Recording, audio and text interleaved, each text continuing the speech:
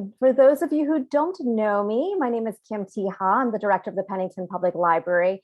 I want to thank you so much for joining us this nippy but very sunny and lovely Saturday afternoon for our keynote kickoff to our 2022 Big Read. I'm so excited. And our Big Read features, as many of you know, the book, The Best We Could Do by T. Bui. Very good book. If you haven't read it, we have free copies at the library. So we always welcome people to come in to pick up your free copy. I'm really excited to be hosting our speaker today, Winn, Khuong, the Executive Director of Action Together New Jersey. Before we start, just some quick housekeeping. We wanted to let you know that we welcome comments, questions. If you have any, please write them into the Q&A section, or also we have the chat window, you can share them in. And we will be having a discussion at the end of Winn's talk. And for those of you who would love to also speak, please feel free to raise your hand afterward, and we would love to call on you so we could have a conversation. Now, let me introduce our lovely guest speaker. Winn Khuong immigrated to the US in 1980 from Vietnam.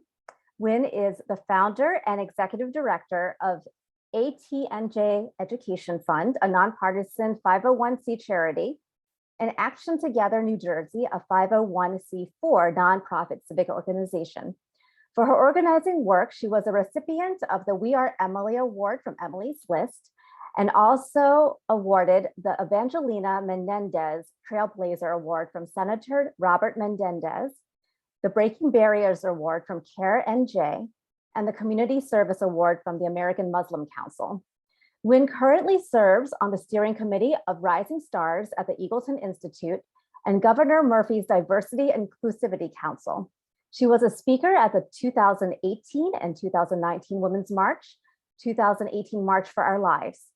Media appearances and articles include the New York Times, New Jersey Globe, Insider New Jersey, NJ.com, Philadelphia Inquirer, and PBS NewsHour. Welcome, welcome, Winn. Thank you so much for joining us today. Hi, everybody. Thank you for the introduction, Kim. I'm so pleased to be here. I am so happy to be on work from home. You can see my background here is nothing too fancy. So listen, guys, we were trying to convert this webinar to a meeting style so I can see you all, but we couldn't do it. But there's enough of us here that I would really like to have a conversation if we can with what's going on in Ukraine. I think it's really needed, and I want to hear as many voices as we can. I'm definitely going to talk. I had a speech prepared, but you know, with the crisis that's happening in Ukraine, we can't really shy away from it, and I don't want to. And I know that's on top of mind for many of you.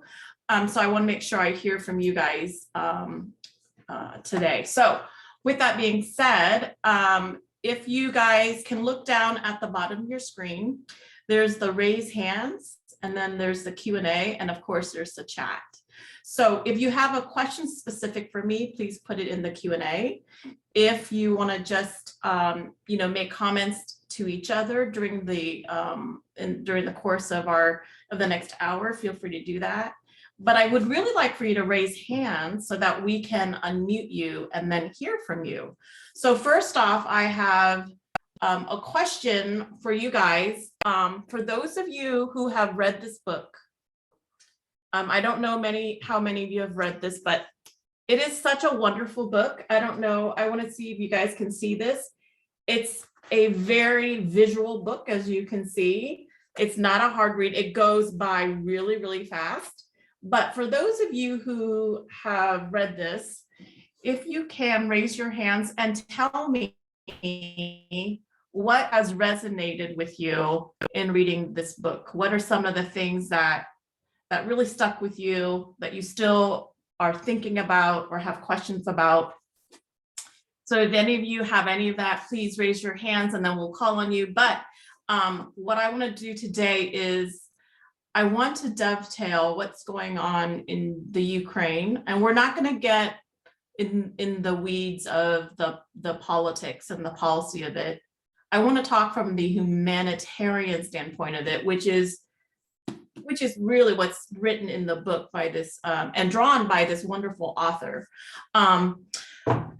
This book here is, so the question there from Laura is, what is this book about? So it really is about a family's journey and the effects of what I would consider, one of the themes is obviously, and the one that I want to talk about today is generational trauma from war.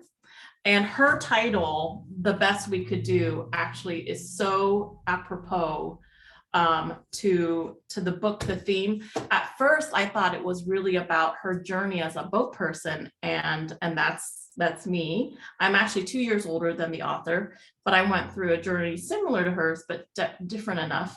But it's really about resilience and trauma as it happens between 3 generations of family in Vietnam. And it just was really touching. I actually am going to send this copy to my dad, who was a widow of 3 girls, and he took us and escaped the war. So, and I'll get to that in a second, but if you look at this right here, it is so masterfully done. It's no wonder that it's gotten so much press, and it's gotten so many rewards for it.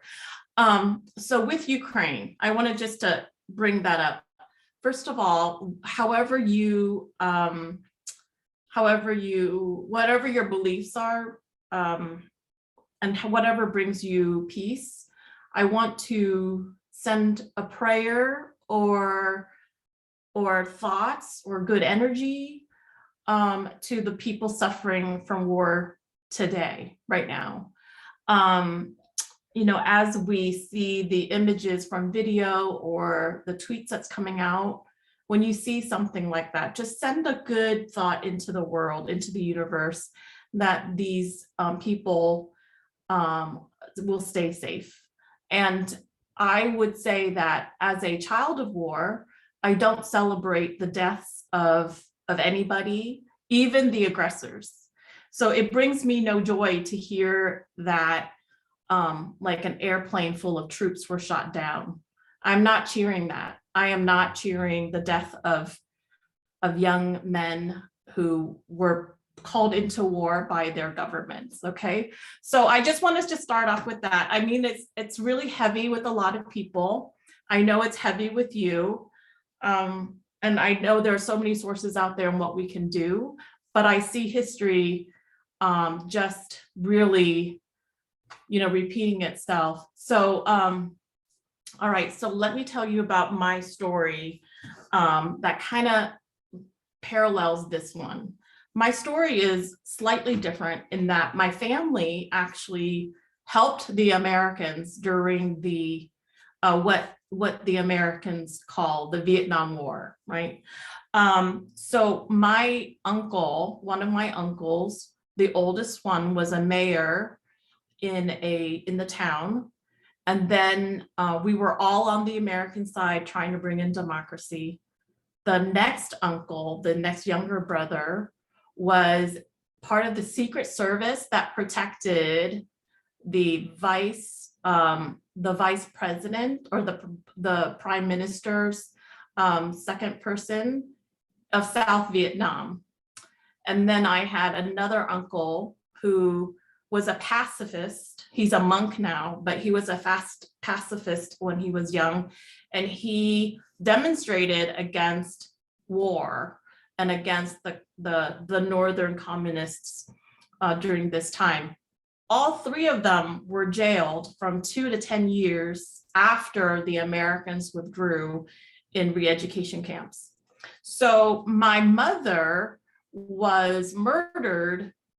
There was a hit put out on her because she was the prevailing theory was that she was serving tea at a meeting where all her brothers were there with the generals and lieutenants after the fall of Vietnam, and they were afraid that she would be captured and tortured and she would tell the secrets that she had heard over the meeting. So they they murdered her. So my whole family really paid the price of our involvement in democracy and helping the Americans.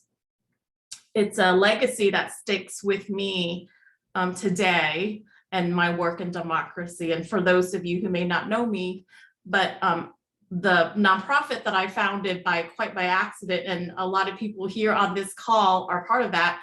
Let's see, Joan Jacobson, Michelle, who else do we have here on this call? Shirley, all of those fine folks have helped me in the last 5 years. And some of the work that we've done include getting those secure ballot drop boxes in every county. So that's part of our work that we've done, and getting people to vote. So democracy runs deeply in my family, and I feel like that's my legacy here. So the story that me as a boat person, I don't know, I don't think there are any children on this call, but it might be a little traumatic. So stop me if there are. Kim, I don't think there are any. I won't go too graphic into it, but I will tell you the broad strokes. So there's a span of time when there were a lot of Vietnamese people who just fled the country, much like the Ukrainians you see now leaving with their luggages and literally walking, right, throughout all the borders. We have tens of thousands of refugees.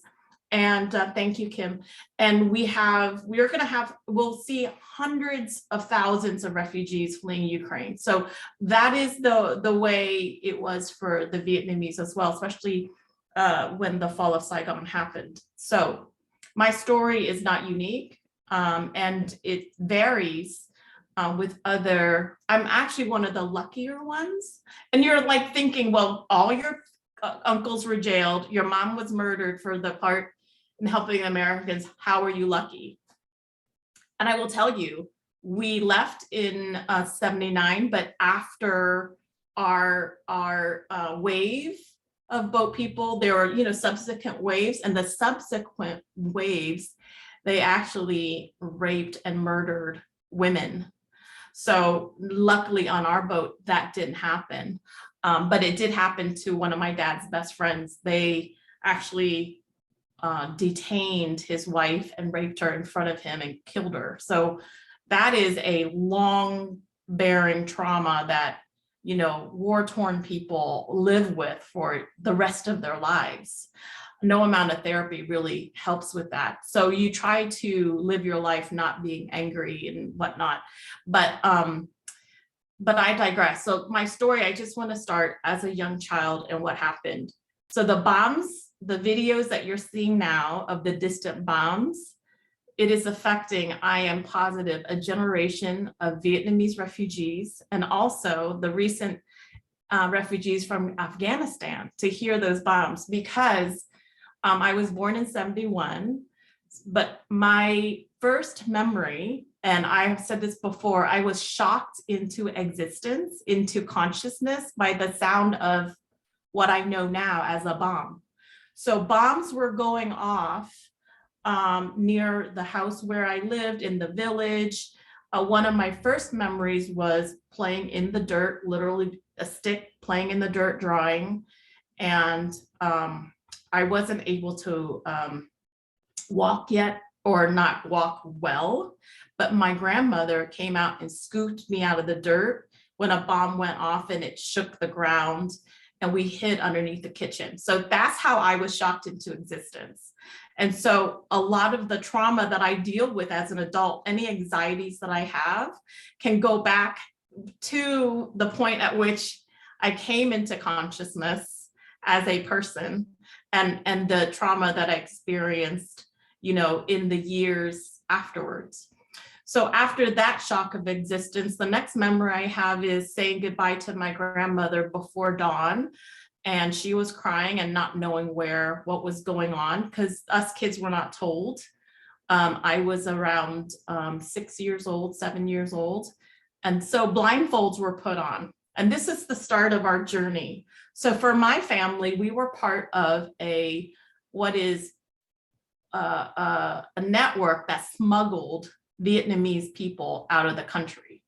And so in order to do that, you would just take all your possessions and leave them. It could not look like you were leaving, because neighbors told on neighbors.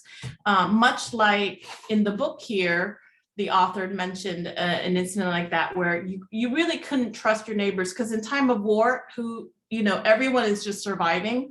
So we definitely don't fault our neighbors or anything. But my father was a doctor at the hospital, and he was saving lives, obviously, but he was saving money so that he could pay for us to go on this journey. So it took him several years to save enough money so that we could afford our way. And we could not take anything with us. We literally wore the clothes. We didn't like have an extra bag or anything. We left everything as is so that the neighbors would not know that if you sold off furniture, that's a dead giveaway that you're ready to escape the country. You would be reported and then you'd be jailed. So we were blindfolded, and I just remember the sounds of the city. So I knew that we were in Saigon, but my two sisters and I, so my mother was already dead. My father was a widow of 3 girls. We were in the back of a car blindfolded, and then we ended up in a house in an attic that was boarded with one fan. It was really hot. And the reason why we were all blindfolded was in case we were captured, no one could reveal who helped us because we didn't see anybody. We couldn't reveal the route.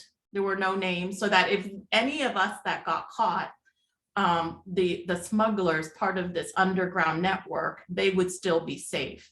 So we were in this attic, and then another scene was going through the jungle. At some point, we had to go through the jungle at night, really, really quiet, to the boat. And then I remember asking my dad, like, what's going on, where we were going. He's like, well, we're gonna go to America, and it's gonna be a really nice boat.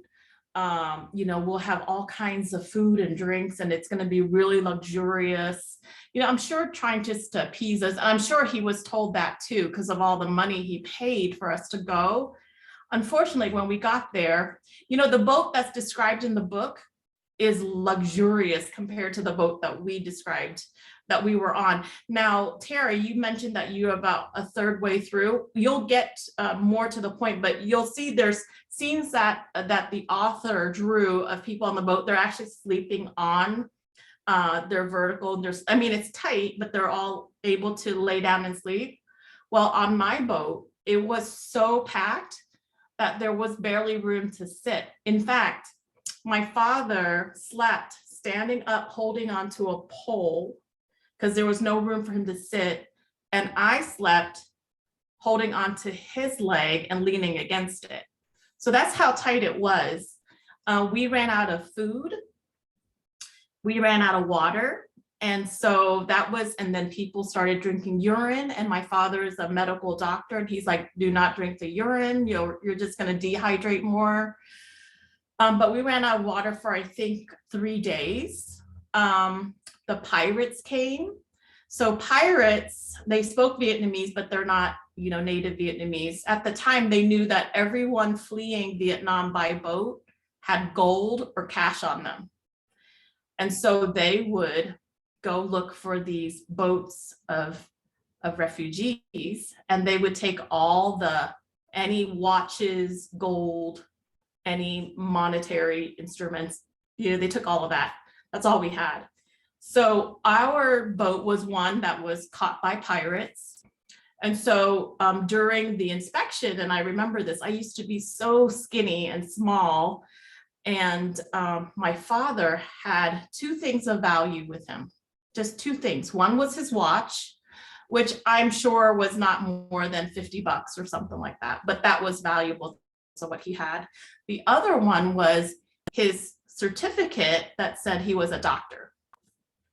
So again, anyone or anything of value, the pirates want to keep. The pirates are from neighboring countries, right? So my father, as they were inspecting everybody, he took off his his watch and he slipped it around my leg up to my thigh. That's how skinny I was. He put it up in my thigh and then pulled my shorts down to hide it. And then he passed. So they were busy inspecting all the men, women, children on this boat. So he passed me over to another guy who said, oh, she got inspected, and they believed him.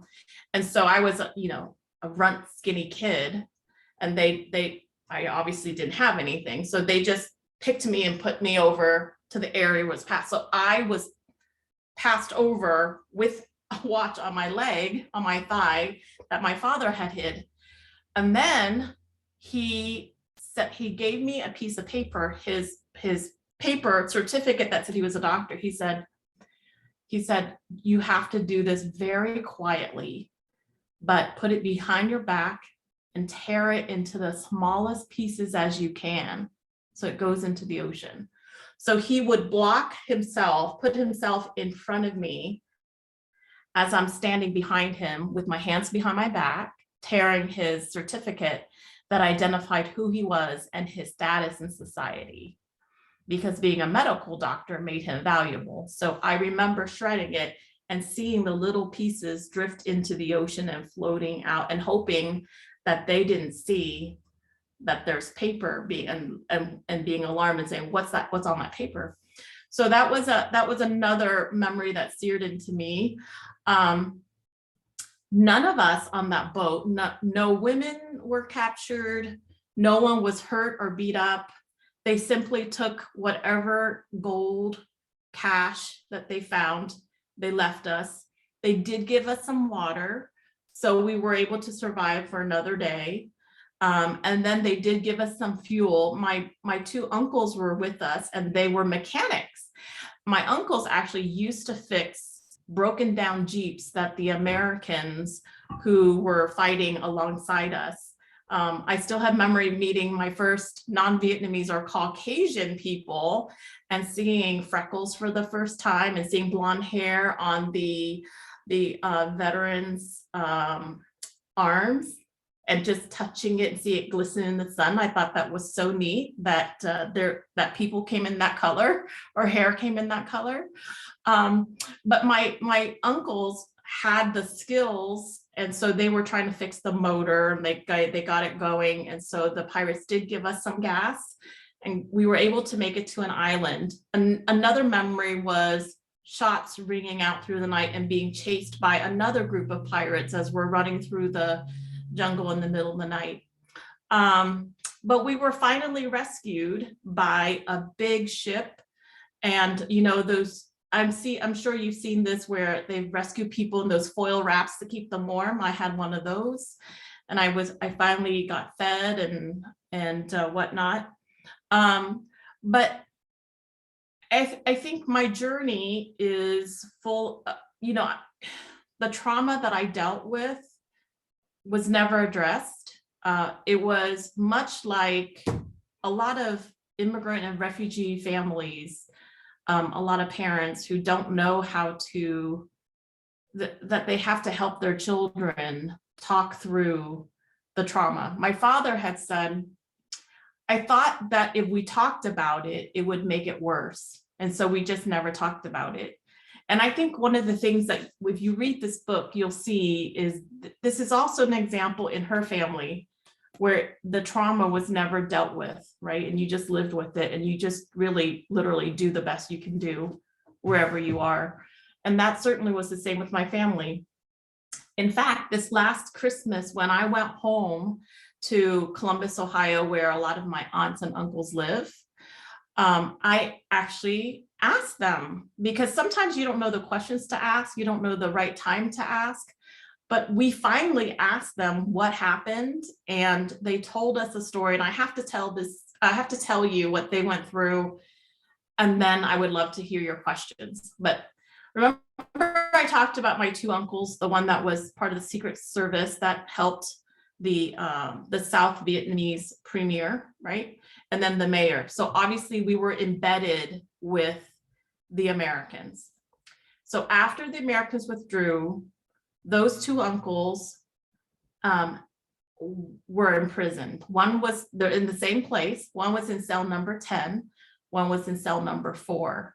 And then the youngest uncle, the pacifist, who's now a monk, he and his best friend wrote in graffiti, I am loosely translating because that's what he said, was Ho Chi Minh sucks. That's basically what he said, communism sucks. And they got caught and they were ratted out by the best friend's brother, who got mad at his younger brother, ratted them out. So for a year, my grandmother didn't know where my youngest uncle was. My youngest uncle ended up at the same prison as his 2 older brothers. So they were in cells, I believe it was 3, 4, and 10. Okay. So in this cell, the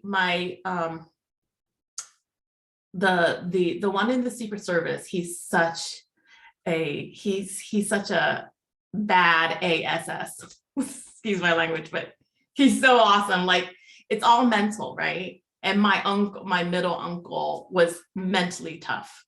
So he always looked out for the young brother, the pacifist, who was super skinny and just wouldn't eat, wouldn't talk to anybody.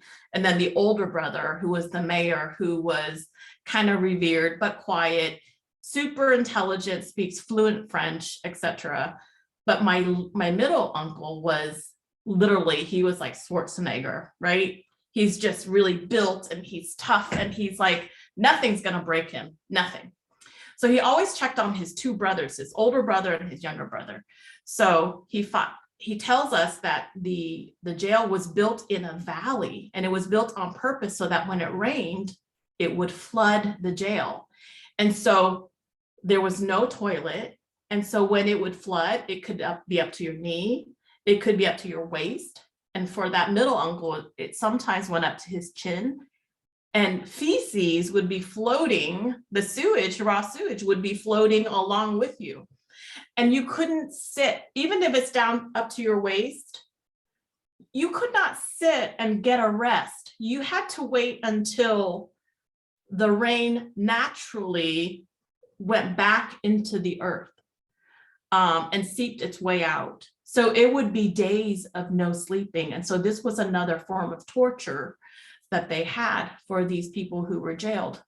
And so my youngest uncle did not do well. He was so emaciated. A lot of people died of diseases, of malnutrition. His best friend, who along with him wrote Ho Chi Minh Sucks, ended up dying a year into the imprisonment of cyanide poisoning because he had eaten the skin of the cassava plant, which has traces of cyanide, and you can't eat it raw, you have to cook it fully.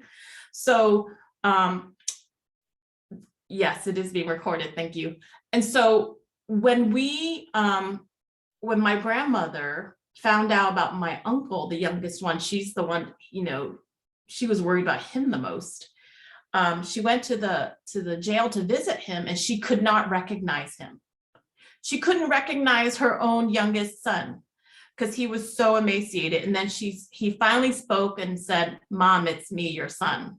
And she started crying because she recognized by the voice. So by a stroke of providence, how he got out after 2 years was, there was a lady that worked near her who was a communist. A friend of hers was a communist. Well, that friend's son was the interrogator at that jail. So he would interrogate all the prisoners, right? And so my grandmother basically bribed her friend, said, if you will get my son out, if you tell your son to write a report that my son had nothing to do with that, simply writing Ho Chi Minh Sucks, there's no proof, the other culprit is dead, it's just my son. If you do that, so she paid, basically, she gave her a metal roof, which was again of value at that time, and then some money. And so that's how they got my uncle, my youngest uncle out, because her son said, oh, this man has nothing to do with this. the guy who was the culprit died. So that's how he got out. And so soon after that, so mind you, my mother was murdered in 1977 for, over listening to the talk. My 3 uncles are in jail. The youngest one just got out. My father now is a widow of 3 girls, whose 3, brothers-in-laws were all jailed for. So my family was targeted. So he's like, we need to leave. We don't have a life here. We're targeted. So we obviously had political asylum reasons. And so we made the plans to leave. Now, my middle uncle that was still in the prison, my grandmother went to the prison to visit him. And as a child, I remember taking bus rides, and then she would give me rice, and she would put vitamins in there, and then she would hide it in the rice, and then I would give it to my uncle, because they don't question kids, right? And that's how my uncle got vitamins. So I remember doing that as a child. I mean, crazy, right?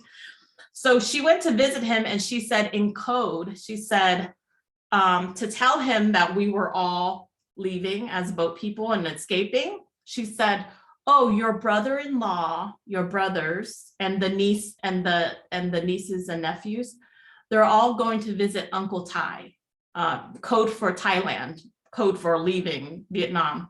And so my uncle said that when he heard that, he started crying. And I guess 2 years after being imprisoned, they make the prisoners go to the jungle to work on a daily basis.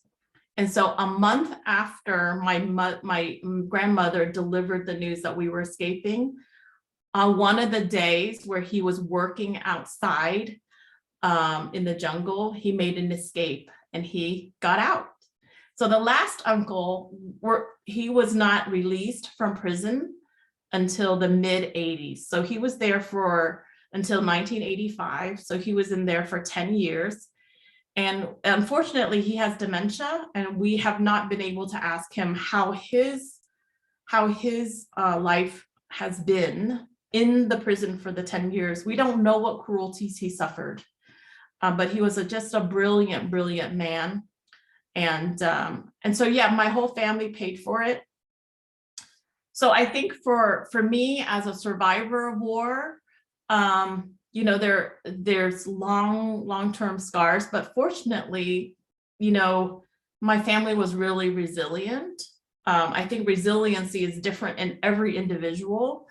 And so for us, we have been very, very lucky in that while we do, live with these memories, they don't drive us, they don't control us, they don't affect us in a negative way now. So with that, I wanted to let you know my story. I'm going to take a quick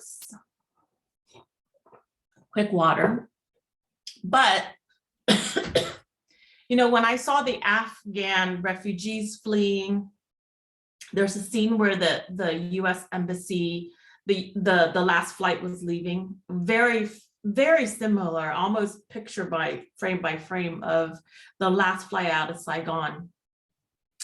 And then I'm seeing now in Ukraine and all the women and children leaving. I mean, it breaks my heart. And I think I'm on Twitter, and that's where I check all my news, but I had said in today's society, in the world where, we have cryptocurrency, which I don't understand, how is it that we still have war? I don't understand that.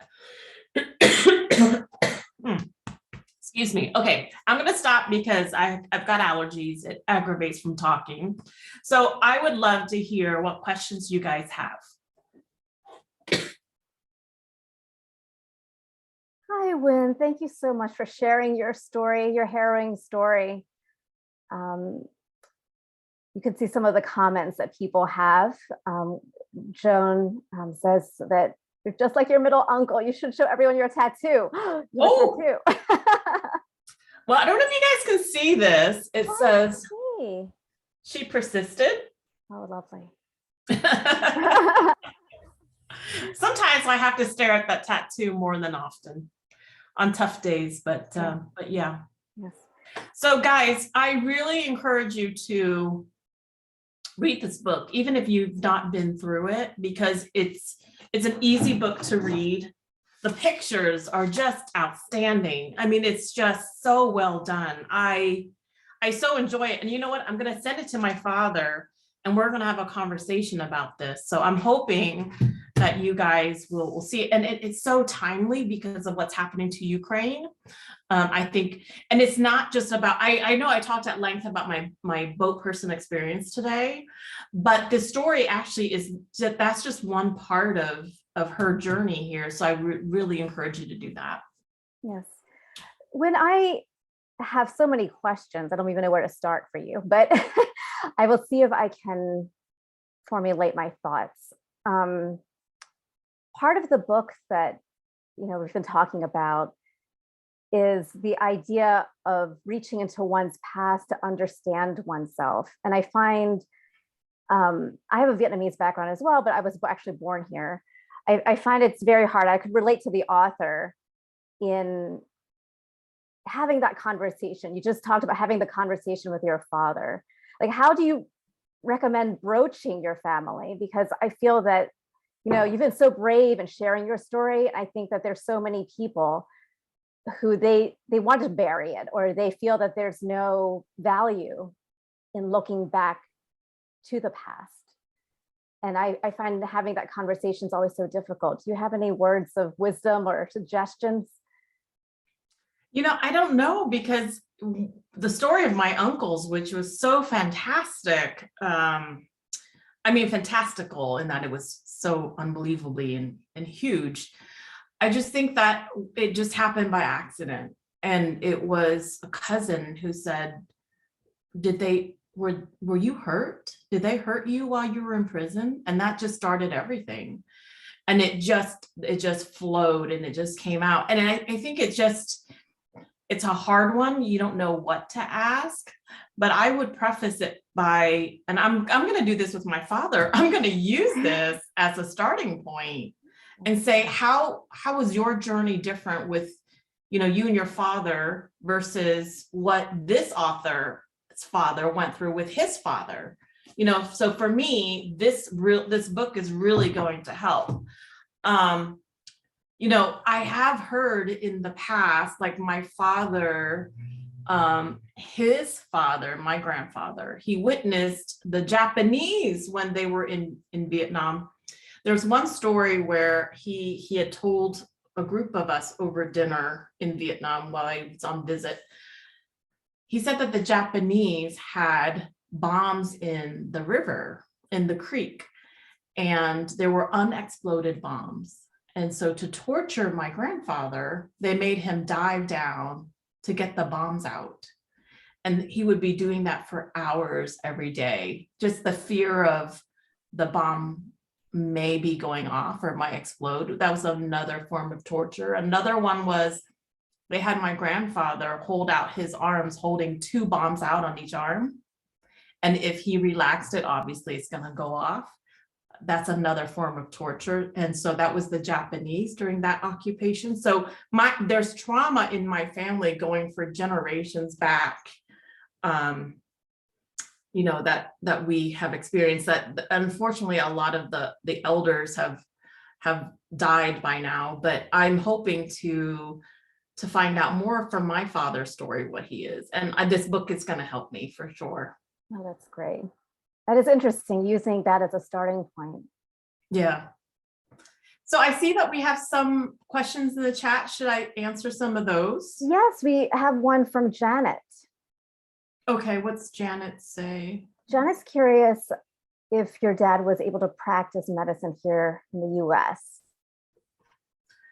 Without a certificate. That's right. So there's no reciprocity on medical, Janet. Coming from, you can't say, well, I was a doctor, let me start practicing. He had to start from scratch. So he did his, med school. He was sponsored by, first of all, I think Martha asked earlier up in the chat how we got here. So you have to be sponsored. So my aunt who had already, she was an engineer. She immigrated to Japan and then to the United States. She actually worked for Honda. So she sponsored us, and a church sponsored us. And I don't know if you guys know, but many churches sponsor refugees. And we were definitely one of the ones that benefit from that. But the church also got him his medical school training. And during med school and residency, the head of the operating team noticed the skill that my dad had was way beyond a residency student. He's like, what's your back? And you're slightly older. What's your background?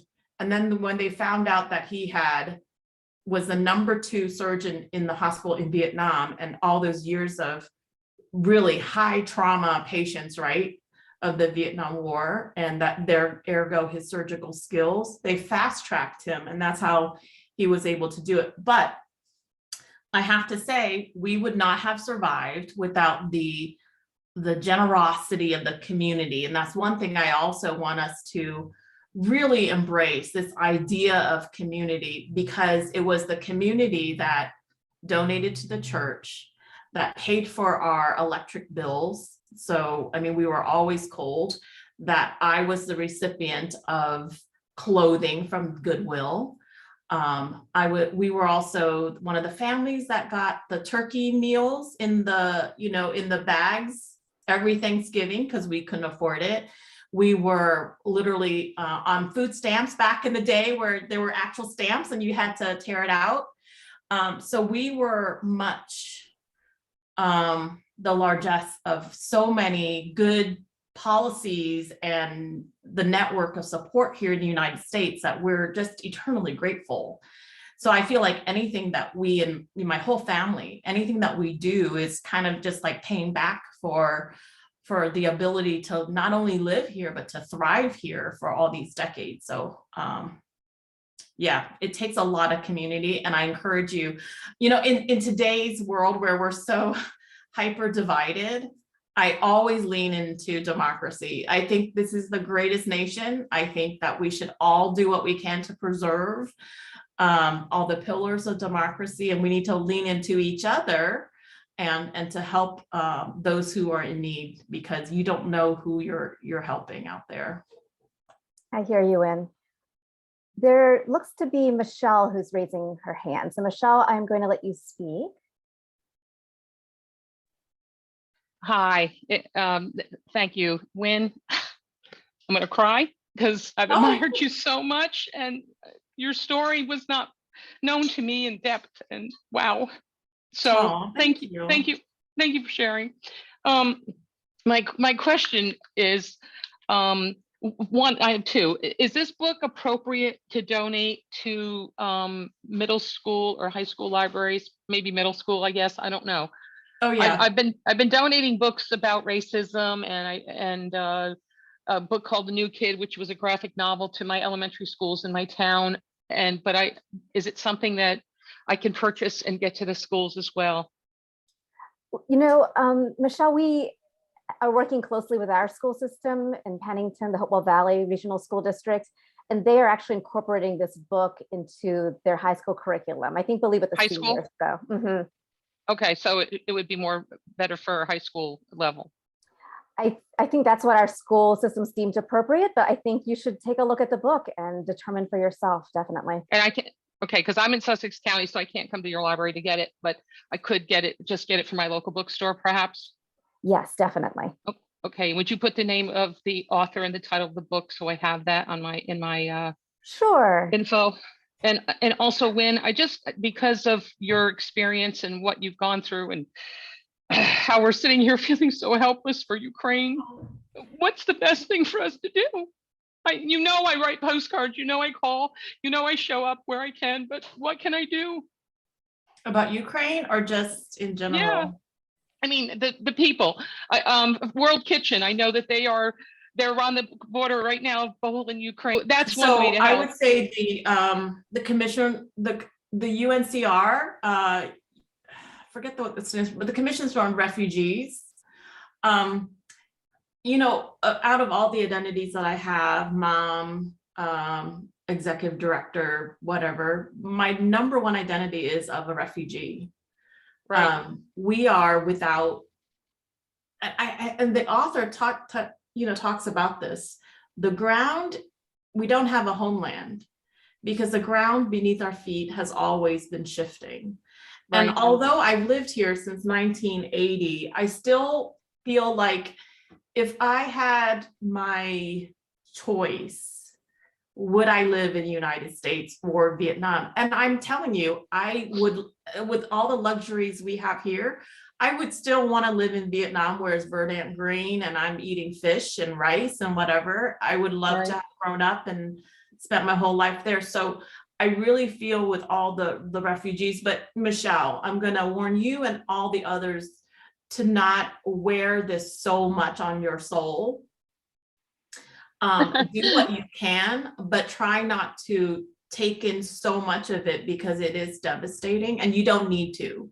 So I would say donate that you can, where you can.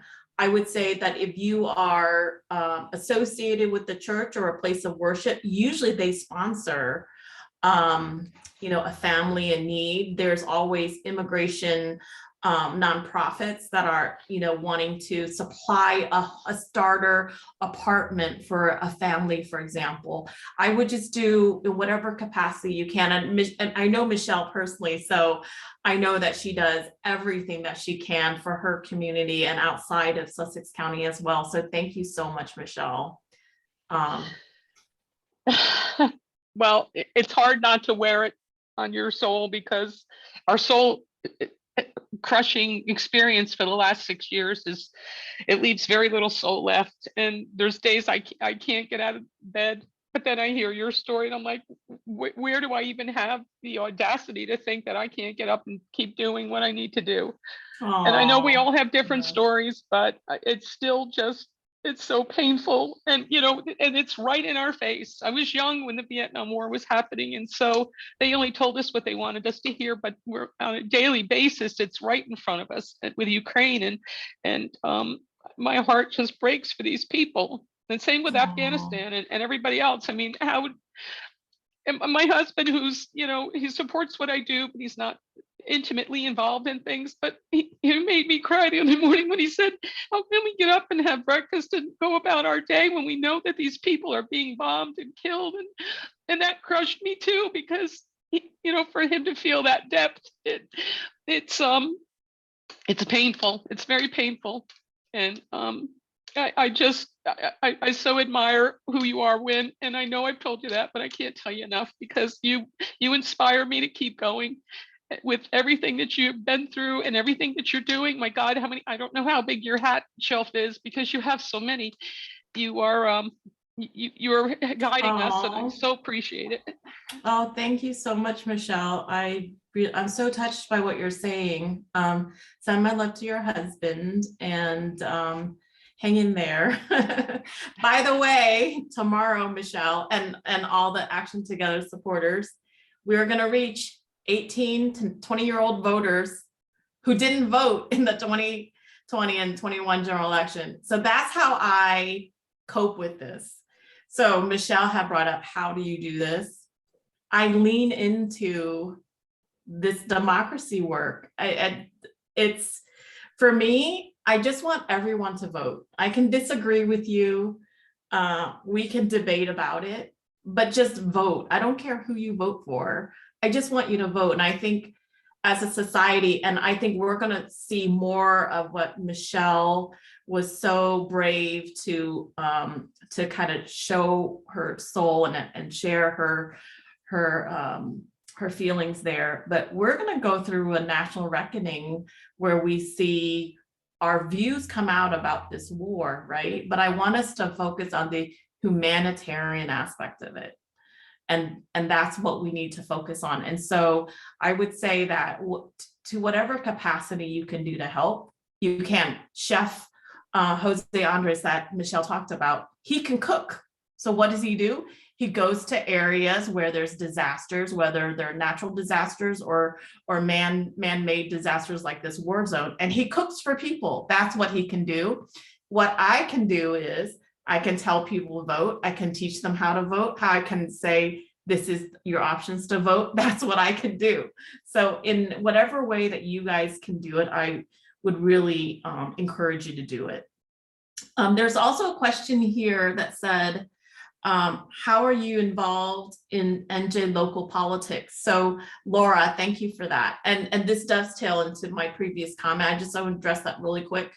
I actually lived in Vietnam with my then husband and children from 2021 to 2014, and I voted abroad as an American expat living in Vietnam. I know it's crazy, right? Using vote by mail. And I said, oh my God, this is so easy. We should all vote by mail. Why am I taking my 3 kids, in the car to park in the parking lot to get in a line to vote when I can just vote by mail? And so when I came back to the US, lo and behold, New Jersey had it, but less than 5% of people used it or knew about it. And I'm like, wait a second. We should tell everyone about this. And that's how I got into it. It's all by happenstance because, I've always been, now my voting record, by the way, all your voting histories is public, by the way, guys, not how you voted, but whether or not you voted.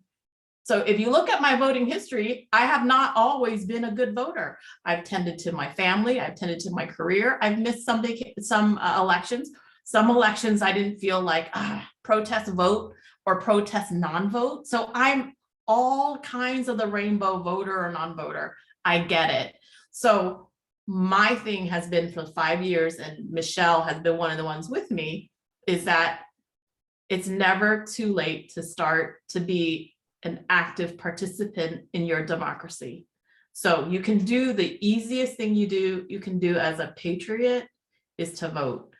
The next step up would probably be attend to your town's council meeting, just to be aware of what's going on in your town.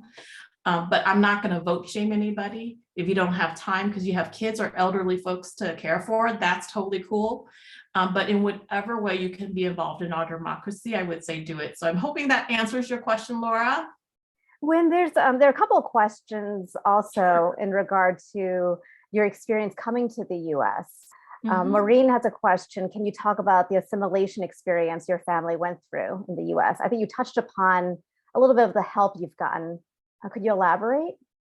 Okay, so assimilation. So my father was a doctor, a medical doctor, like I said. So my family is highly educated. My maternal grandmother was one of the few female French teachers in Vietnam. My father had the highest score in math in Vietnam when they did the national test. My uncles were fluent in French, like I said. So I come from a very highly educated family. So that ethos about education carried with us. And even if you were not highly educated in Vietnam, a lot of Vietnamese families highly value education as a way to move up in the world, right? So with my father, when he came specifically about assimilation, he knew that his accent in speaking English, even though his English writing and reading was fantastic, and he knew all the Latin roots to all the body parts or whatever, and he can write and read it. He said that his patients are not going to understand him if he had a heavy Vietnamese accent.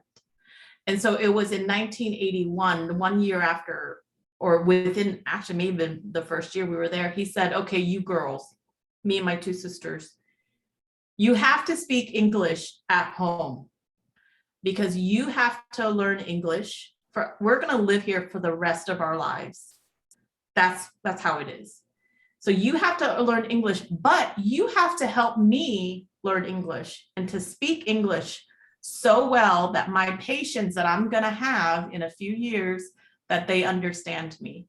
So my family is very rare in the sense that at home we spoke English. Most Vietnamese families required their children to speak Vietnamese at home. And in fact, if you spoke English, you were Americanized, which is a pejorative, right? But not my father. He was like, no, we're speaking English. We all need it. And I remember in the mid 80s, all of our accents were gone. If I have an accent, it might be from Oklahoma because I live there. But anyways, but I remember he said, okay, we have to switch back to Vietnamese now. And I'm like, I don't remember. So my Vietnamese is not that great because my father and I still speak in English. So our family that's how we assimilated. He really placed an importance on what the culture was. We learned how to, we went to McDonald's. I remember trying hamburgers for the first time and thought, this is good. I don't think it's good.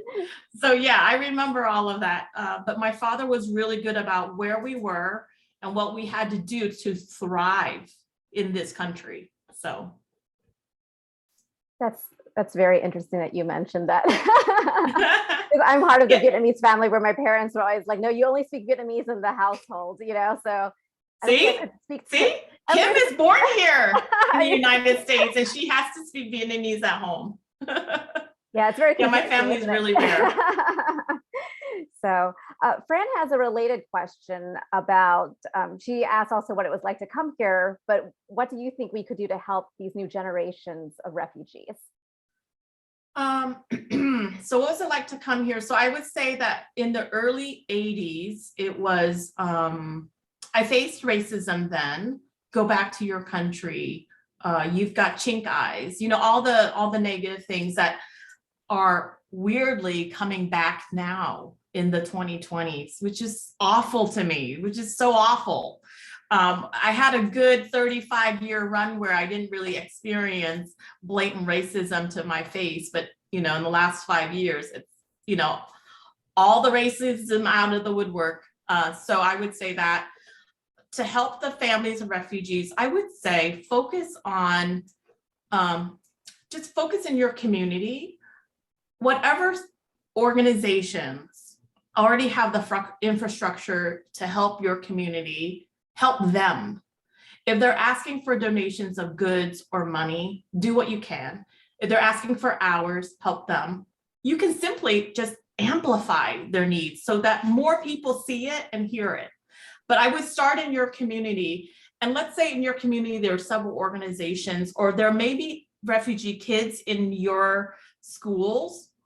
I would say have the conversation with the school children, whether your children or your friends' children, but help those kids because they're going to have trauma. I remember just things that you may not even think of. Like I saw snow for the first time. There was one massive heavy snow. Of course, we had boots donated to us and coats that were donated to us. But my sisters and I went to school one morning. We were the only ones there. No one else showed up. And we just sat out in the cold snow, like three little birds. And then an adult came out and said, no, you go home. There's no school today. We said, no, there's school. It's a day of the week, there's school. They said, no, you go home. There's too much snow. So a snow day was a concept that no one told us about, right? So there's these things that refugees are going to experience for the first time.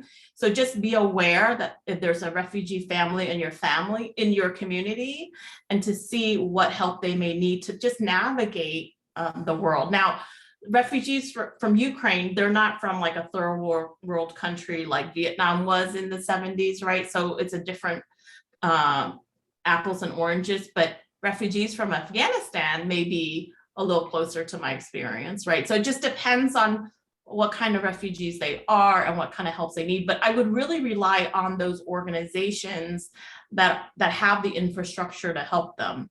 But I think just as a person living in that community, just to have empathy, just to welcome them into the community. If you see them at the grocery store and not knowing what things, try to help them.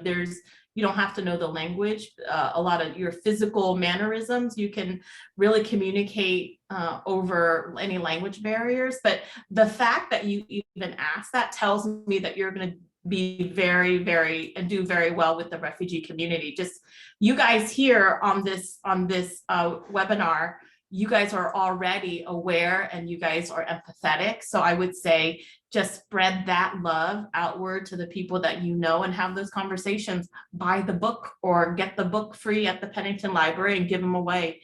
And that would be a great way to start that conversation. It's a good, you know, stepping off point. Thank you, Winn.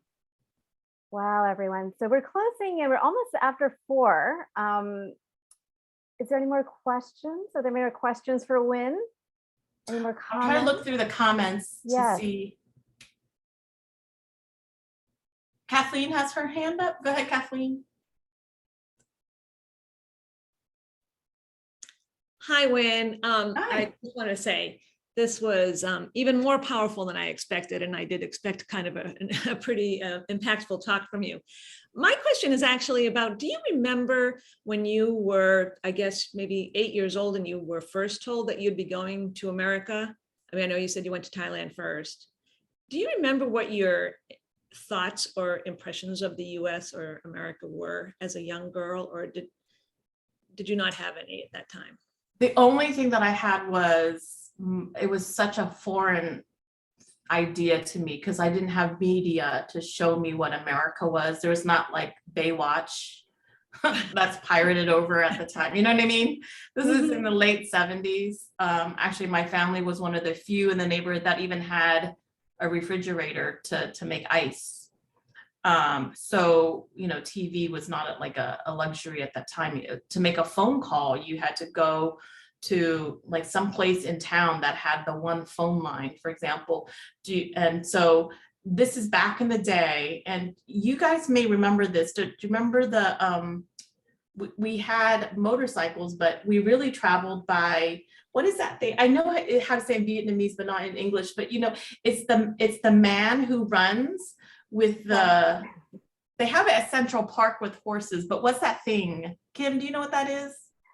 I know the Vietnamese, I guess it's the French Vietnamese word. It's a sick mo, but I don't know. Yeah, but what is it in English? That's my problem. It's So vehicles are not. So just the idea Barbara, of rickshaw, Barbara. Rickshaw, Yeah. right? Okay, rickshaw. I'm gonna bring you all back to the day where Vietnamese people, just like the movies, that's how we got around, was in rickshaws. So from a young girl's perspective of seeing rickshaws, right, to thinking of America with, you know, what Star Wars in 77, right? If we're comparing societies, y'all had Star Wars and we had rickshaws. So the idea, Kathleen, was not in my mind at all. So the only thing that I heard about America was freedom. And I was like, what does that mean? They're like, well, I guess you're free to talk. And I'm like, but I'm talking now. They said, no, remember when Uncle did that one thing and he got in jail? In America, you can talk bad about your president and you don't get into jail. I was like, well, why would you talk bad about your president? And it was just so foreign of a concept to me. That was the extent of it. And I really didn't understand it as a child.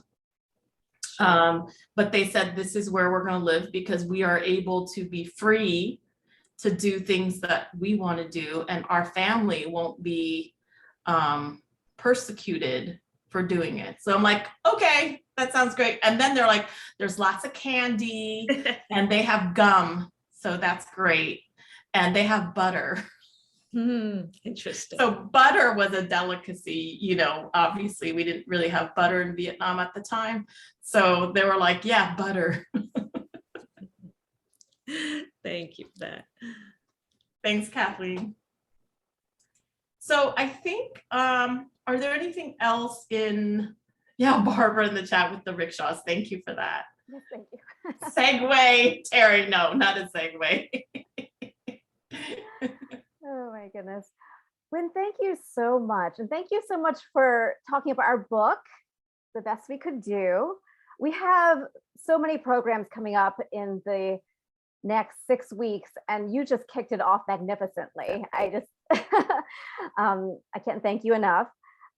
If you're curious about other programs that we're doing for the Big Read with topics of immigration, and also since the book is a graphic novel, topics about illustration, graphic novels, check out penningtonlibrary.org/2022 Big Read. We have movies, discussions. We also have a panel of other immigrant stories if you're interested too later on this month. So thank you so much for joining us on a Saturday afternoon. Winn, thank you again. It's been such a pleasure. Thank you. Yes. So enjoy your day, the rest of your day, and until the next Thank time on you. Zoom. Hey, thanks everyone for joining me. It was so lovely. Have a good one, everyone. All right. Bye-bye. Bye.